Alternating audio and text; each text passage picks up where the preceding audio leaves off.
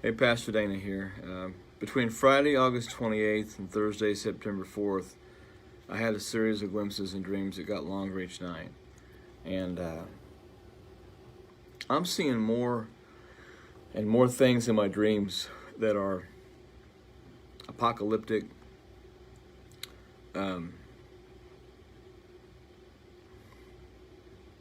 frightening.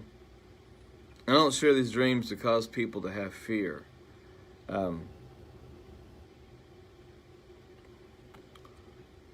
But I saw the calendar of December, and I saw a finger underlined slowly and like it was pushing, slowly and forcefully, under the name December.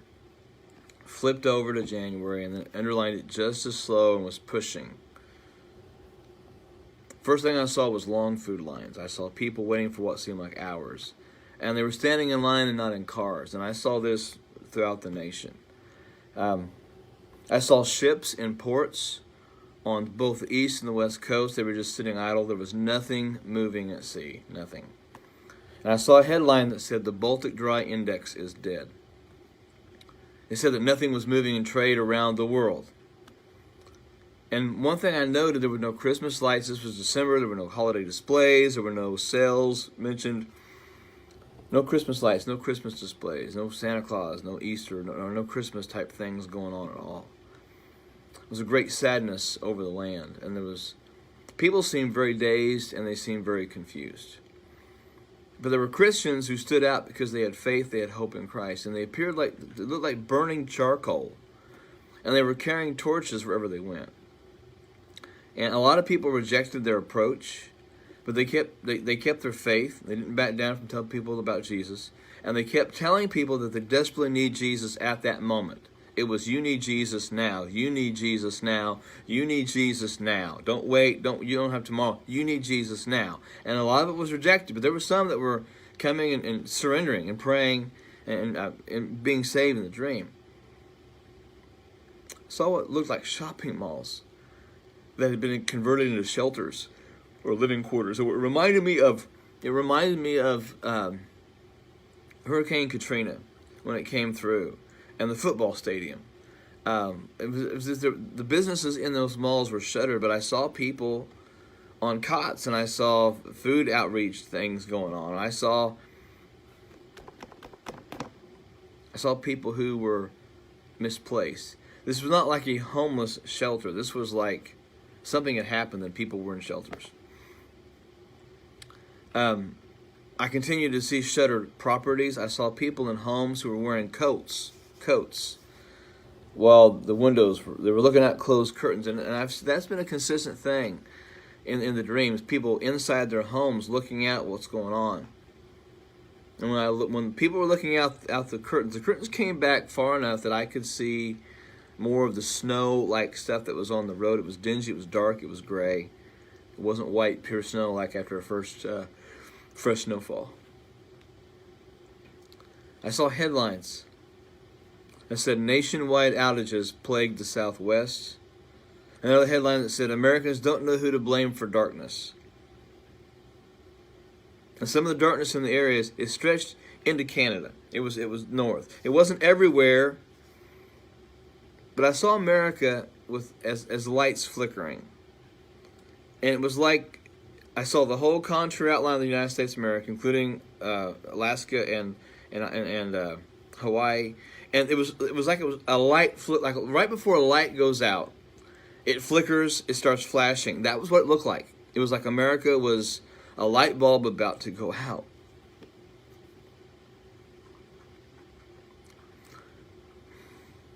I saw vultures with food hanging out of their mouth. These vultures were heavy.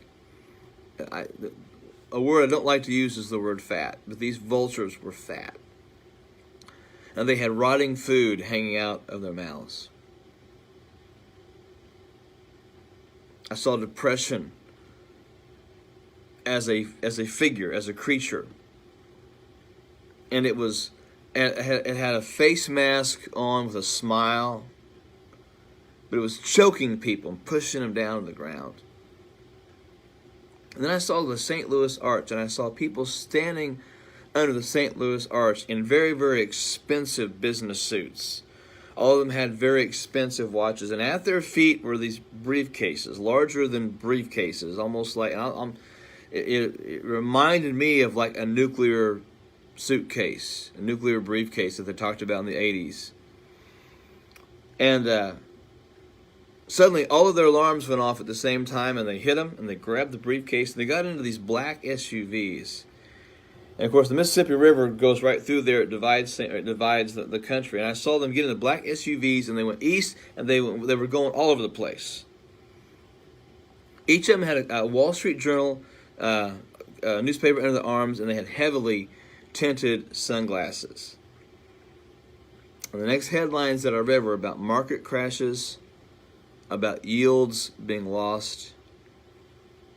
And one of the headlines declared sympathy for the swastika. I saw tired crowds. I saw tired people. I saw many who had lost the resolve to fight due to the emotional overcast of the nation. And I heard Christians, that group of Christians that was going around with hope, I heard them saying that they remember what Jesus had said about the winter and having to flee in winter. But they kept encouraging one another in faith. I saw lights all over the country. I knew these lights were churches, whether they were churches like we think of today, or whether they were house churches. And I felt in my spirit, did not hear this, but felt as I was watching this, that these churches were keeping warmth and hope in their communities. That white figure rose up out of one of those lights. And he said, brace yourself, brace yourself on the word and my promises, and do not rely on your own strength. Every one of the dreams have had a little bit different caliber to them. This one left me more unsettled. I see them in glimpses. It's like a movie trailer. See a little bit one night, a little bit more the next night. More details are added. But the scenes of people in the shelters, the food lines, the Baltic Dry Index being dead really stood out to me. And those things are heavy in my mind. And look, I'm not going to try to interpret these dreams. I feel that as a watchman, I'm just supposed to share them. I think some of what's gonna happen is obvious. I'm continuing to see more and more of the things that I have seen in dreams are happening and coming to pass. I'm not trying to justify what I'm saying or my dreams. I'm just believing the Lord's showing me things to warn the church. And look, if you're not prepared, if you don't have some of the food and things like that, you might be in trouble with that.